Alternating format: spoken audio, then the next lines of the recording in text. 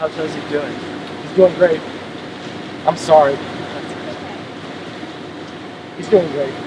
The care that he got from the time that he got to this hospital to today has been nothing but tremendous. And it's a lot about what was done right. And that's the whole thing that we focus on, is from the nurse's care, from Dr. Horowiz's care, staffing, everything. When me and my wife arrived on, I believe it was the early hours of Tuesday morning, and when we walked into this hospital, Sarasota,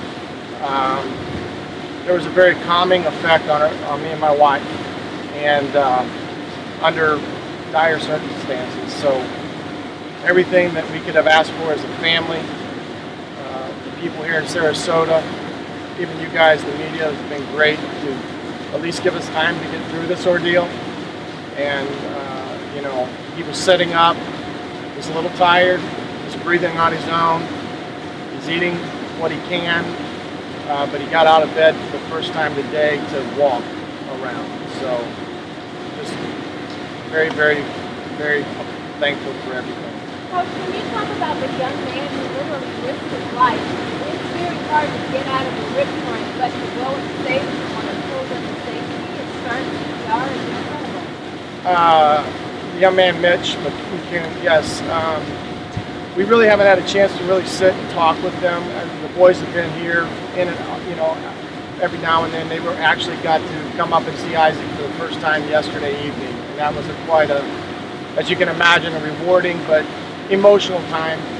But that's what I was referring to about this being what was done right from the moment of the circumstances surrounding it, reaction, doing what was right. And as you know, it's more about those things than anything. And whatever Mitch and Nick, and Tyler, Ty Smith all did in that instance was the difference. And my wife and I are truly grateful.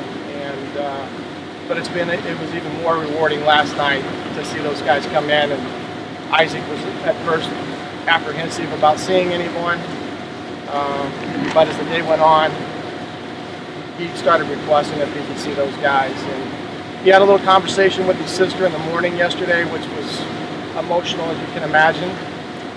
And but those three guys saved his life. Saved his life. What's next for your family? What will you do after this? Right now, you heard me refer to this via social media. I truly believe in the little battles that he's faced with every day, and we still got some in front of us. And while we're very hopeful that we're going to start progressing at a better pace, we're here until the doctors say, hey, it's okay. And once we get those orders, to move out, so to speak, we'll do it happily and start making our way back to Indiana. And I know he's anxious to get back home, but I know he's anxious to get back to IU and football brothers, be around. So what did you say? When was he able to first speak, and what did you say? We brought him out of the heavy sedation. I'm losing track of time. Yesterday or the day before. One of his respiratory therapists is the one that kind of got him to wake up. I was kind of in his ear, just telling him that I was there, but I asked him to squeeze his mom's hand. And that's the first response for her. And then asked him to move his toes, asked him to move his other arm, and then I believe the respiratory therapist asked him his name, and he said his name. And that was the moment that we knew we were on the right track.